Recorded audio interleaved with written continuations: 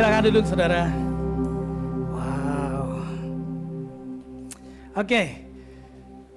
Minggu ini adalah minggu Vision Week. Jadi kita akan membahas tentang visi tentunya.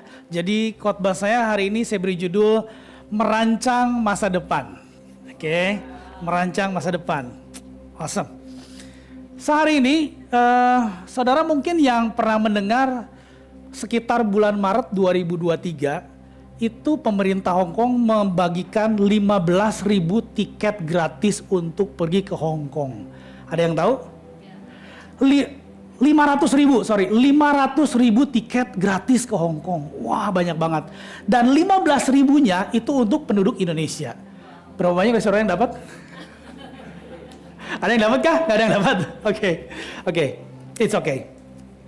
Seandainya saya mau bagiin ke saudara 10 tiket gratis untuk saudara pergi terbang. Siapa yang mau?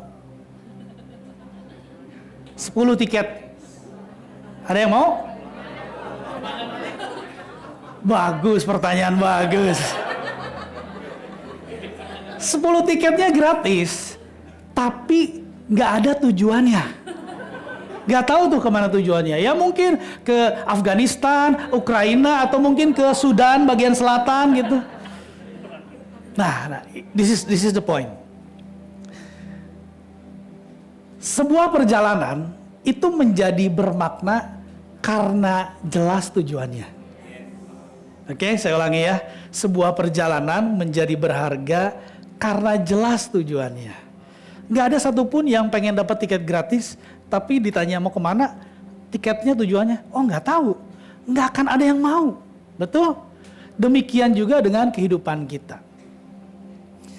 Perjalanan kehidupan kita itu akan perjalanan kehidupan kekristenan kita akan jadi bermakna karena saudara tahu tujuan akhirnya seperti apa. Firman Tuhan berkata, barang siapa percaya, dia akan menerima hidup yang kekal.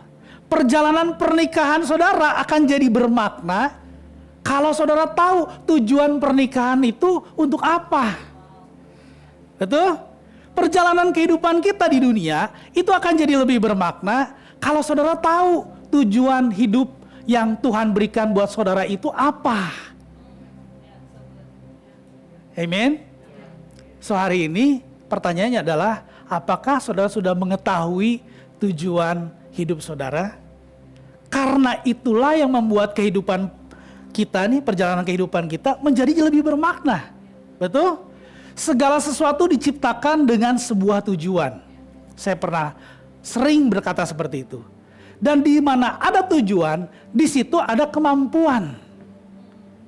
Dan di mana ada kemampuan, di situ kita bisa memberikan pengaruh. Sama dengan ICC Jakarta. ICC Jakarta ada dengan sebuah tujuan. Oke, beberapa minggu lalu, Pastor Nala sempat nanya, coba saya mau tahu siapa yang tahu visi ICC Jakarta, berapa banyak yang tahu? Nggak usah angkat tangan pun, saya tahu pasti banyak yang nggak tahu. Nggak apa-apa, nggak usah angkat tangan, saya udah kelihatan, saya bisa lihat itu.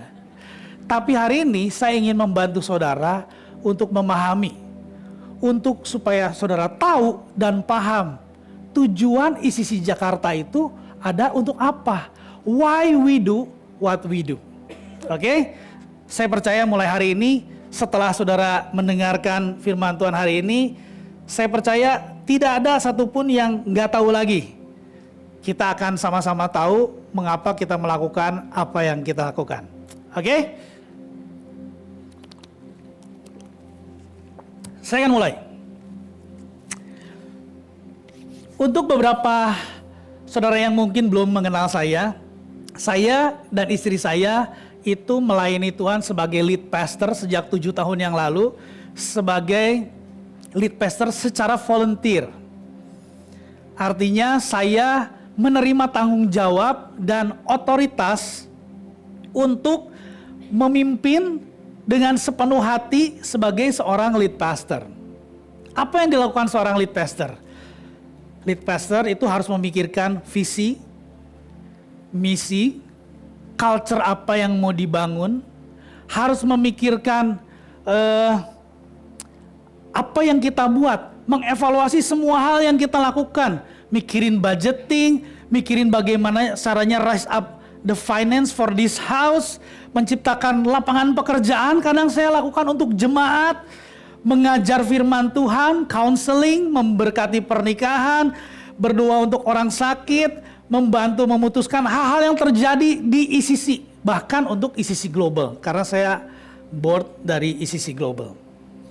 Nah, tapi saya melakukan semuanya itu dengan sukarela, tidak menerima salary dari gereja.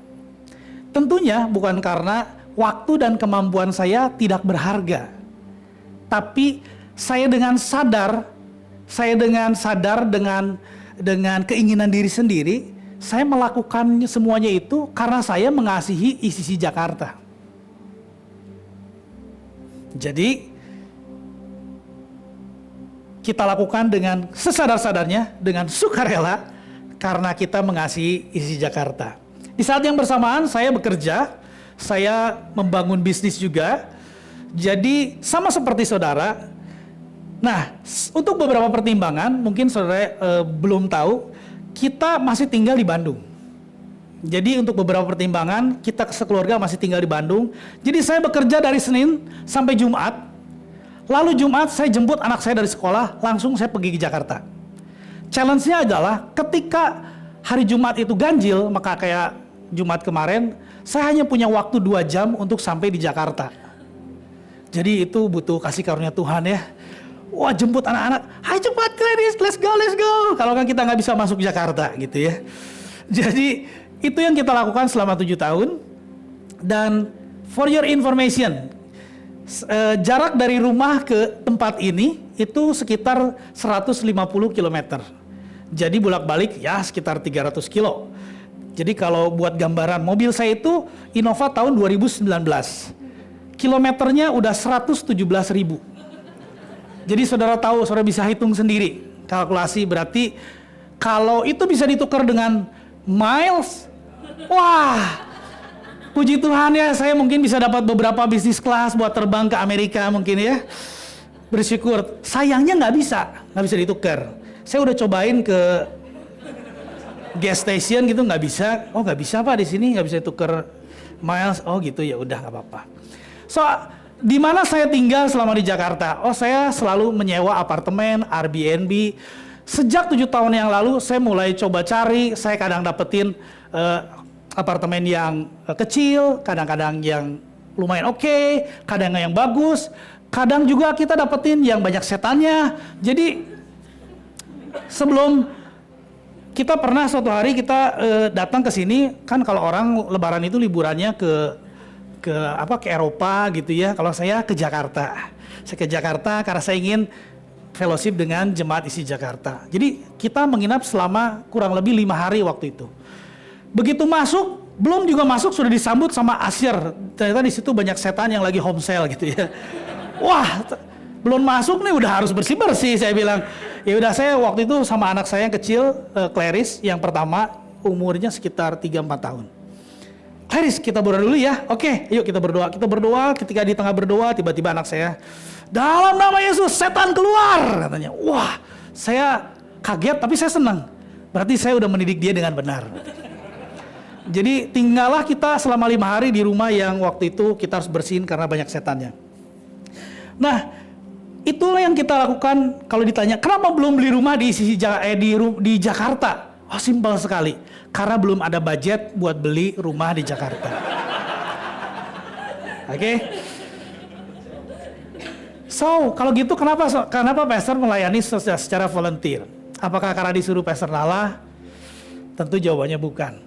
Karena kalau saya volunteer, saya bisa bilang, Pastor Nala, sorry, saya nggak sanggup, saya bilang.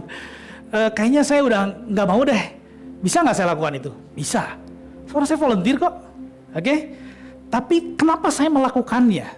Jawabannya karena saya sedang membangun visi Tuhan buat ICC Jakarta. Oke? Jadi saya melakukan semuanya dengan tujuan. Kenapa? Kalau kita melakukan sesuatu tanpa tujuan, kita sedang menyia-nyiakan seluruh resource dalam hidup kita. Saudara sedang menyia-nyiakan waktu, tenaga, uang, emosi, pikiran, semuanya saudara sedang menyia-nyiakannya. Tapi hari ini saya bersama dengan para leaders di ICC Jakarta, kita dengan sadar kita sedang membangun dengan sebuah tujuan. Kita tidak sedang membuang-buang resource hidup kita. Kita sedang membangun sebuah jemaat yang kreatif, kuat, dan mempengaruhi dunia. So hari ini saya ingin menjelaskan kepada saudara apa itu visi ICC Jakarta, which is ini adalah rumah bagi semua generasi yang kreatif, kuat, dan mempengaruhi dunia. Rumah. Kenapa disebut rumah?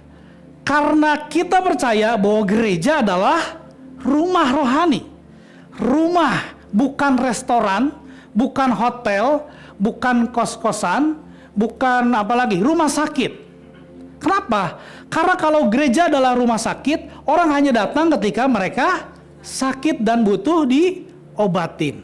Kalau gereja adalah restoran, orang hanya datang karena mereka butuh makan. Setelah kenyang, ya udah, saya mau pulang.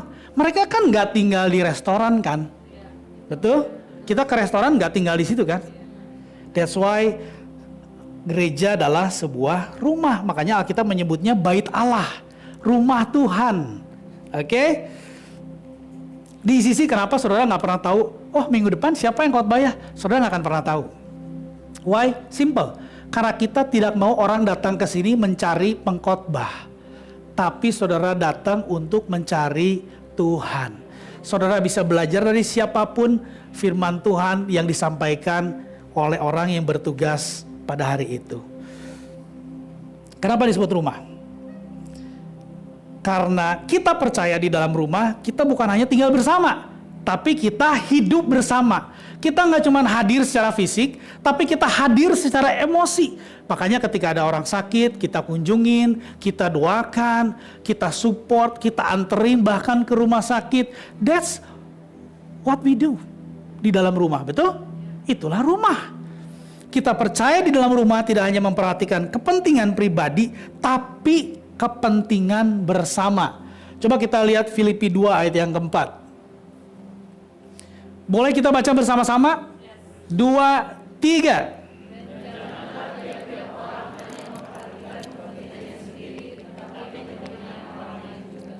Yes. Jadi kita bukan hanya datang ke gereja, datang, pulang, kadang datang telat, pulang duluan. Kan yang penting udah beribadah. Nah. Saya mau cerita sedikit. Suatu hari ada satu orang jemaat datang ke saya untuk dia datang dengan kegelisahannya. Pastor, boleh nggak saya melihat kondisi jemaat beberapa mungkin ada yang ngalamin layoff segala macam. Wah, pokoknya banyak hal-hal yang tough secara finansial, mereka tough. Terus apa yang kamu pikirkan? Saya ingin ngajarin mereka mengerti tentang saham. Oke, saya tahu dia seorang investor, istrinya seorang trader saham yang benar, which is oke. Terus apa yang mau kamu buat? Saya ingin membuat sebuah kelas free, gratis. Saya akan ajarin apa yang saya punya, apa yang saya bisa, supaya mereka yang membutuhkan, setiap orang yang mungkin interest untuk berinvestasi atau make money dari saham, mereka bisa belajar dengan benar. Saya bilang, pas banget. Saya bilang, boleh banget. Padahal kalau dia mau diem-diem aja, bisa nggak? Bisa. Toh dia nggak butuh apa-apa. Dia sudah melakukan semuanya. Dia udah establish. Dia nggak kekurangan apapun. Tapi hari itu dia nggak hanya memikirkan dirinya sendiri. Tapi dia memikirkan kepentingan orang lain juga. Which is saya bilang, keren banget. Oke, buat kelasnya, saya bilang, lu boleh pakai kelas dimanapun di tempat ini, pakai aja, saya bilang. Namanya apa? So apa yang kamu mau buat? Pertama saya bilang, buat dulu kurikulumnya, yang kedua, buat namanya. And then dia come up, datang lagi dan, oke, Pastor gimana kalau namanya adalah Subway? Saya bilang, oke, boleh saya tahu kenapa Subway? Saya bilang. Hari itu saya lagi jalan, terus ada bungkus Subway. Jadi saya pikir, udahlah kita kasih namanya Subway. Saya bilang, no, di dalam nama Yesus tidak boleh, saya bilang. Please, saya bilang. If you want to do something, do it purposely, saya bilang. Lakukan sesuatu dengan tujuan. Why? Kamu harus beri nama untuk kelas itu. Akhirnya, oh gitu ya. Iya, jangan ngasal, saya bilang. Tuhan gak menciptakan kamu ketika Tuhan, oh kayaknya lagi lucu nih, saya ciptain kamu deh, manusia. Kan gak gitu ya. Dia udah mikirin, dia udah tahu. Nama itu identitas. So we need to put the name rightly, dengan benar. Oke, sampai akhirnya dia datang dan akhirnya dikasih namanya adalah WISE. Wealth, Investment, Strategies, and Education.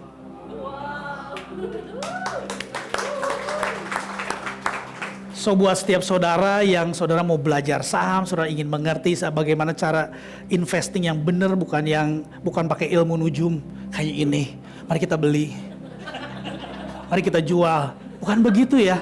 Semua ada ilmunya, plus ditambah nanti berdoa, oke? Supaya kita bisa beli yang benar. Alright? Saudara yang tertarik, saudara boleh daftar nanti ke Mr. William. Ada orangnya nggak? Oh Will kami berdiri bentar. Nah ini orangnya, oke? Saudara boleh daftar, thank you Will. Thank you buat kebesaran hatinya. Oh saya seneng banget. Karena dia nggak cuma mikirin dirinya sendiri. Oke, let's see semua generasi. Di rumah ini kita membuat rumah bagi semua generasi dari yang paling kecil sampai yang paling senior. Saudara boleh lihat di sana ada yang paling kecil, ada kelas teenager, bridge, ada juga yang senior. Semua ada karena kita rindu, kita boleh mengenal Tuhan sesuai dengan musim kehidupannya kita. Kreatif. Apa itu kreatif? Kreatif itu very simple buat saya. Kreatif itu mewakili karakter Tuhan. Apa karakter Tuhan? Tuhan itu menciptakan hal yang baik dan dia membuat sesuatu menjadi lebih baik. That creativity. Kejadian 1 ayat yang ketiga sampai yang kelima, kita lihat, kita baca bersama-sama. 2, 3, berfirmanlah Allah, jadilah terang, lalu terang itu jadi. Allah melihat bahwa terang itu baik, lalu dipisahkannya terang itu dari gelap, dan Allah menamai terang itu siang dan gelap itu malam. Jadilah petang dan jadilah pagi. Itulah hari pertama. Kalau saudara baca ayat sebelumnya, pada waktu itu bumi masih kosong, belum berbentuk, gelap, gulita. Hari itu Tuhan bilang, ini nggak ada terang nih di sini, nggak oke. Mari kita buat sesuatu. Jadilah terang dan terang itu jadi. Lalu di hari kedua dia membuat cakrawala yang memisahkan air dari di bumi dan seterusnya dan dia selalu berbuat dan mengatakan bahwa semuanya baik. Oke? Dan Tuhan selalu membuat sesuatu menjadi lebih baik. Bahkan ketika manusia diciptakan di Kejadian 2 ayat yang ke-15 kita lihat bahwa Tuhan Allah mengambil manusia itu dan menempatkannya di dalam Taman Eden untuk mengusahakan dan memelihara.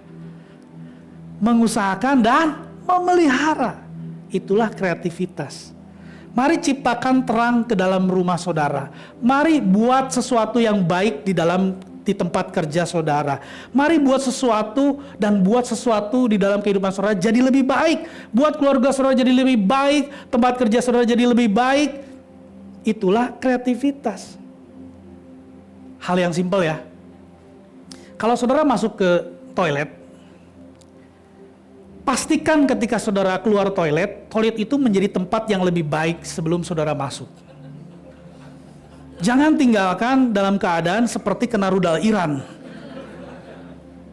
Ambil, bersihin. Jadi ketika orang masuk itu bersyukur, bukan kesel. Kurang ajar. Oke, itu hal yang sederhana, very simple, betul? But itulah creativity. Oke. Suatu hari ada satu jemaat datang telepon ke saya, Pastor boleh nggak kita ketemu buat makan siang? Boleh, saya bilang. Di mana? Di Bandung, saya yang akan ke Bandung. Saya bilang, wow, saya bilang, sure, saya akan atur waktunya. Saya bilang, oke, ketemu kita di Bandung, dan kita ke Bandung. Akhirnya dia naik naik mobil ke Bandung. Setelah ke Bandung saya pikir mau ngapain ya. Dia seorang investor, punya banyak usaha. Saya bilang, terus dia datang ke saya, Pastor, apa yang saya bisa lakukan buat isi Jakarta? Oh, saya bilang banyak sekali kalau kamu tanya itu. Oke, saya tanya balik, apa yang ada di dalam hati kamu? Saya bilang, I think saya terbeban supaya orang-orang yang ada di Bandung, kalaupun mereka pindah ke Jakarta, mereka tuh bisa lebih smooth transisinya. Karena biasanya orang di Bandung itu kuliah, setelah kuliah mereka kerja. Mereka kerja ke Jakarta karena di Jakarta opportunity-nya lebih baik, lebih besar, gajinya lebih gede. Oke. So, apa yang kamu mau lakukan? Saya akan mengunjungi Homestay di Bandung, saya akan berkenalan dengan mereka, and then ketika di Jakarta saya akan welcome mereka. Saya akan welcome mereka, dan itulah yang dia buat sampai hari ini. Pertanyaan saya, perlu nggak dia berbuat seperti itu? Nggak harus. Saya nggak sebut namanya, soalnya dia nggak suka disebut namanya. Jadi saya nggak sebut nama. Tapi itulah yang membuat saya, wah ini orang luar biasa banget. Dari Jakarta ke Bandung, bayar sendiri, just buat ngomongin apa yang bisa saya lakukan buat isi Jakarta. Gimana saya nggak menangis? Itulah hati orang-orang yang mengasihi Tuhan. Well, apa itu kuat? Kuat itu bicara tentang pengenalan akan Tuhan. Kalau saudara baca di Daniel 11 ayat yang ke-32, dan orang-orang yang berlaku fasik terhadap perjanjian akan dibujuknya sampai murtad dengan kata-kata licin. Ini yang hari-hari ini terjadi. Oke, even di sosial media. Tetapi umat yang mengenal Allahnya akan tetap kuat dan akan bertindak. Kuat, bertindak.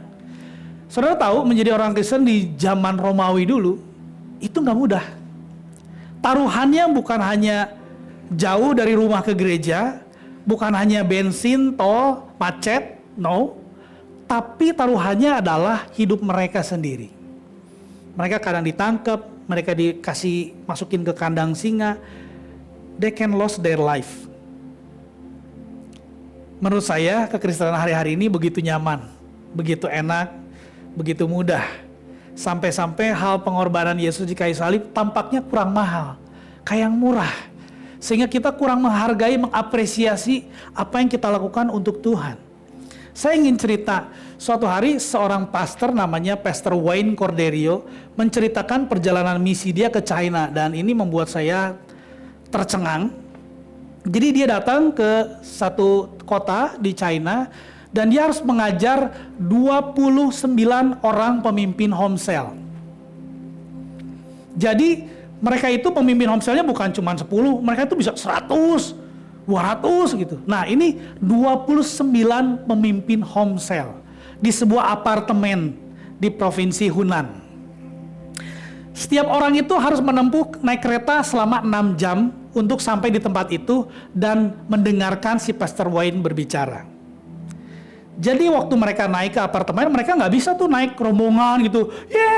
Yuk naik yuk, kita mau ngapain? Oh ya, yuk kita mau belajar firman Tuhan, nggak bisa. Mereka harus diem-diem, berdua-berdua. Mereka naiknya berdua-berdua, naik ke atas, sampai akhirnya semua naik.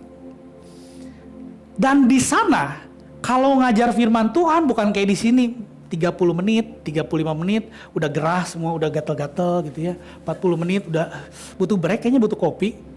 Di sana tuh kalau belajar firman Tuhan tuh dari terbit matahari sampai pada masuknya. Dari pagi hari sampai malam, dia bilang.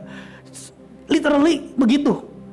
Wow, saya bilang, why? Karena mereka begitu haus. Suatu momen di mana, oke, kita akan baca satu ayat ini. Alkitabnya bukan kayak kita ya, enak di Alkitab, di handphone ada, Alkitabnya ada yang berbentuk Alkitab. No, ini potongan-potongan. Ini ayatnya ya, saya bagi-bagi ini ya, ayatnya ya.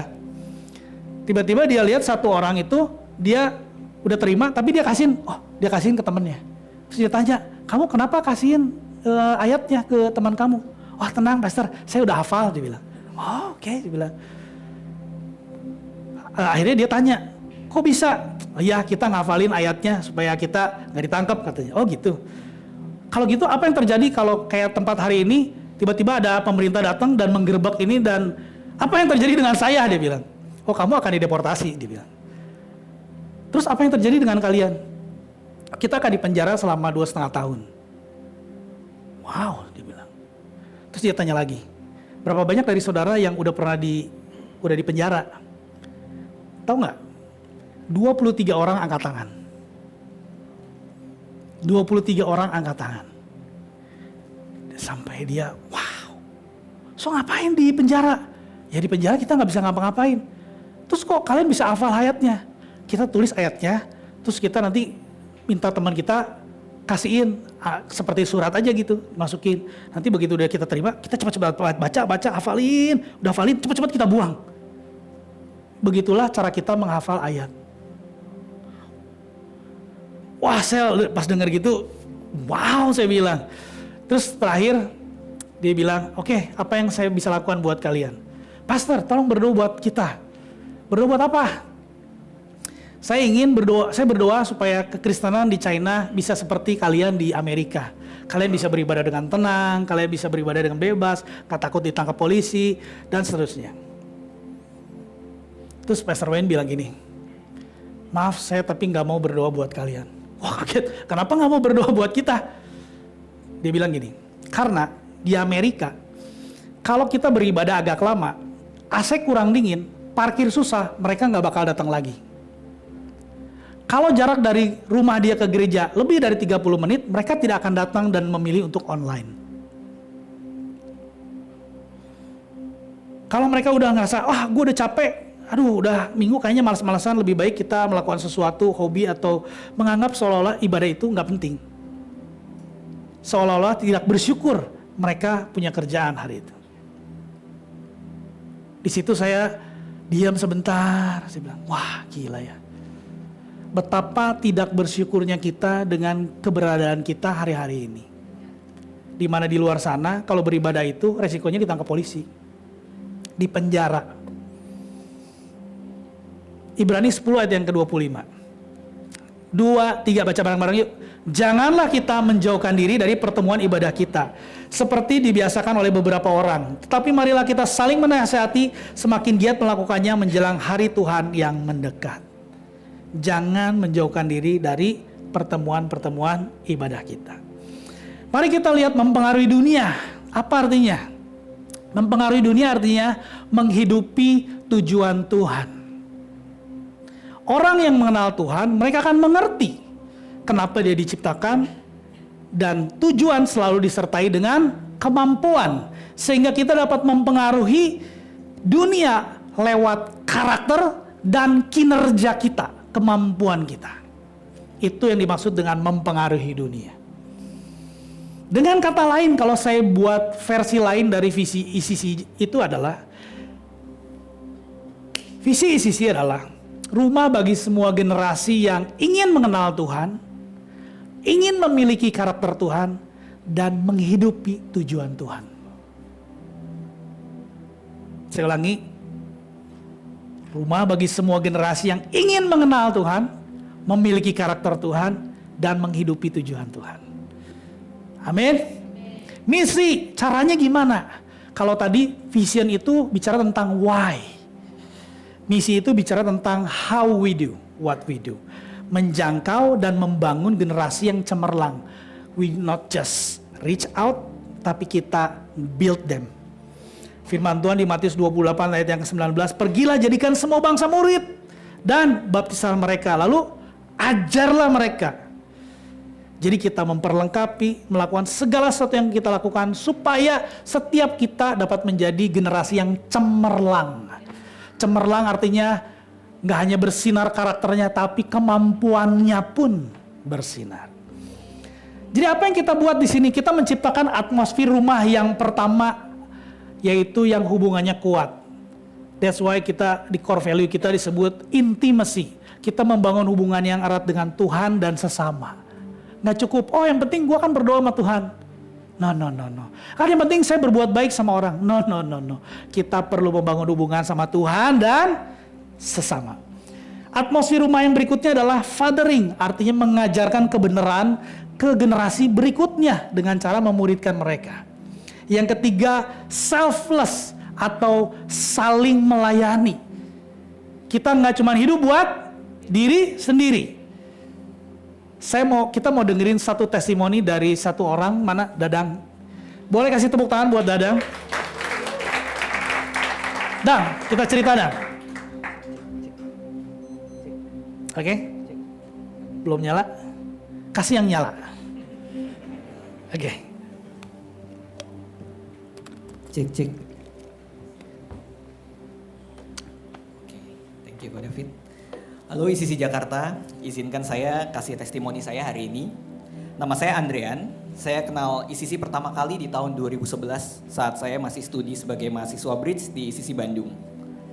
Kala itu pertama kali saya belajar satu kata selfless dari melihat apa yang leader-leader saya kerjakan dan mereka invest hidup buat saya dari saya bukan siapa-siapa. Saya jadi tahu bahwa Tuhan itu care banget sama hidup saya dari cara mereka yang gak pernah menyerah, mencari dan caring buat saya, dan itu mengubahkan saya dari orang yang individualis jadi mengenal komunitas. Value yang sama saya pegang ketika 2017 saya memutuskan bekerja dan bisnis di Tangerang. Saat itu ICC Jakarta baru pertama kali berdiri. Dan saya juga adalah orang yang ragu bahwa apakah saya akan menemukan rumah yang sama seperti yang saya temukan di Bandung. Tapi saat saya melihat bahwa Homesel Tangerang harus ada dan kekurangan leader untuk take care dan bangun bareng, seperti yang saya lakukan dulu di mahasiswa, saya memutuskan untuk join. Saya berpikir orang-orang muda profesional yang ada di kota ini mungkin akan kesepian dan perlu komunitas karena tekanan pekerjaan seperti yang saya rasakan, dan saya memutuskan untuk ada di sana membangun rumah bersama-sama. Tahun 2018 sampai 2019 adalah kali pertama teman-teman mahasiswa bermunculan di Jakarta dan Tangerang, dan saat itu belum ada leader di Bridge. Saya memutuskan untuk memulai pelayanan paling simpel yang mungkin dilakukan saat itu, yaitu melakukan antar jemput mahasiswa dari Tangerang ke Jakarta setiap minggu. Wow. Lelah? Pasti. Tapi itu harga yang worth untuk bawa orang datang dan ketemu sama Tuhan Yesus.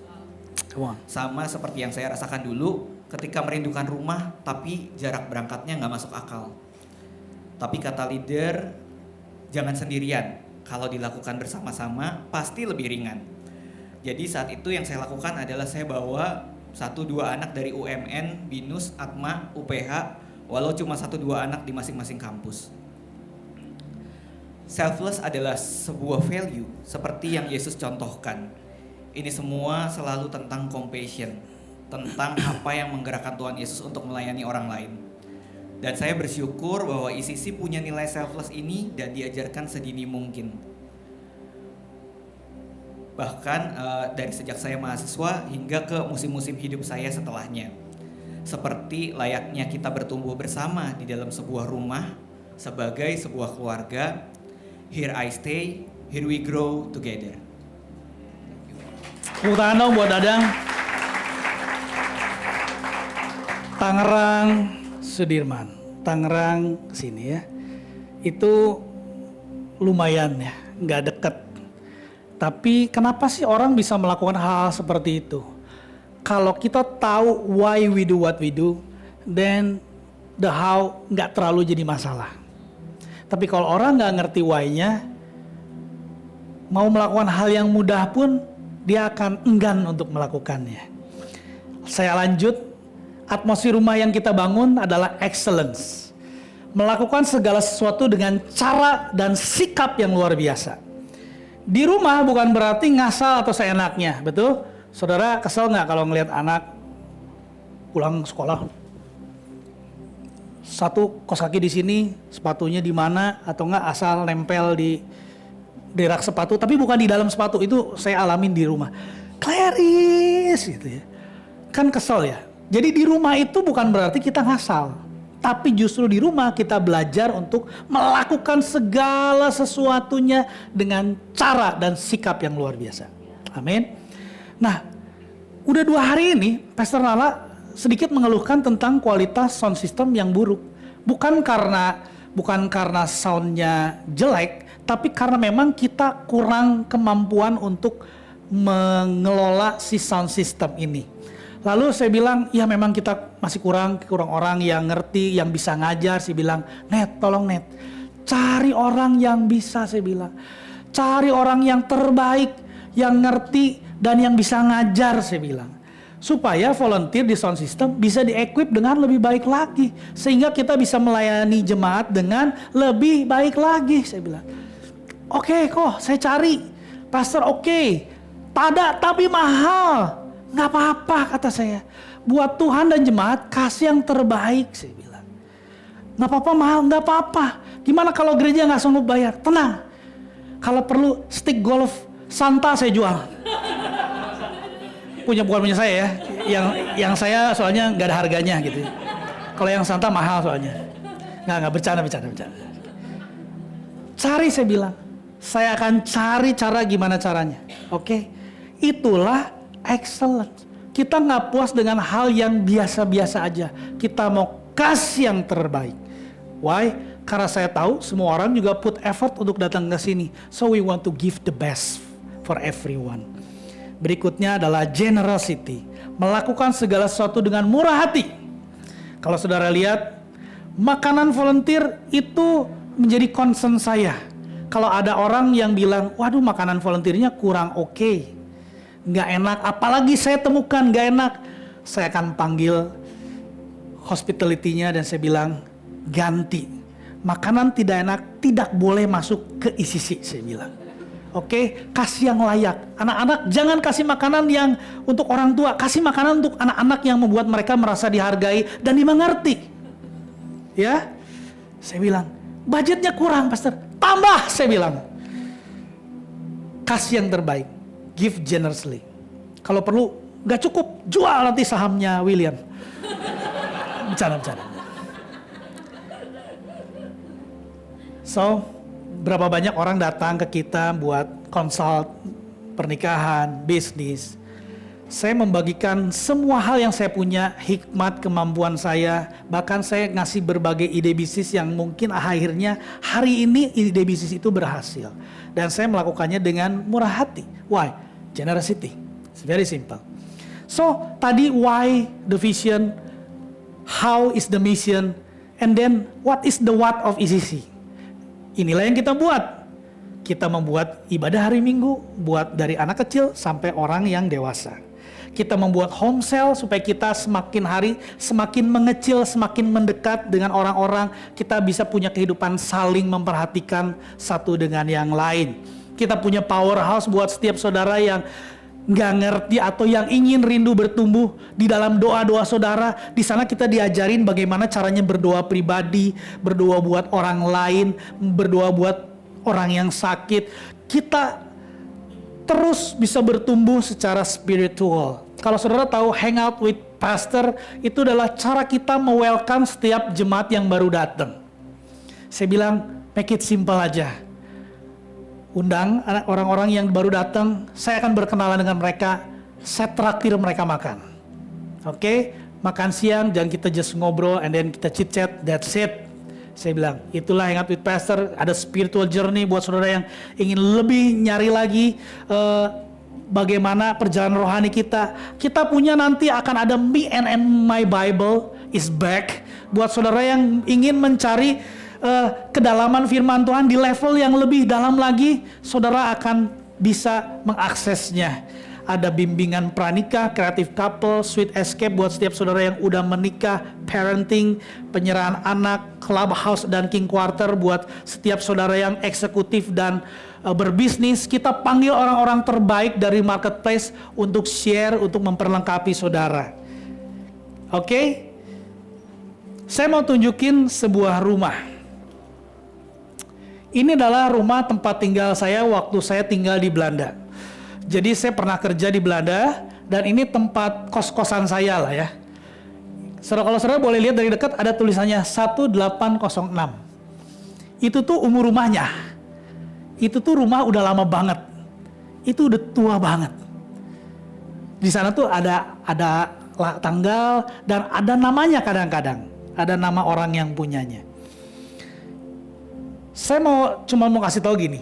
Gereja ICC didirikan itu dengan tujuan supaya rumah itu bisa berdiri selama mungkin.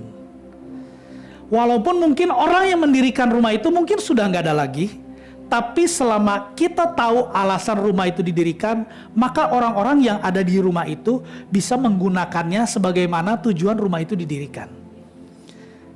Bentuk rumah mungkin bisa berubah, tapi tujuan dan nilai-nilainya tetap sama.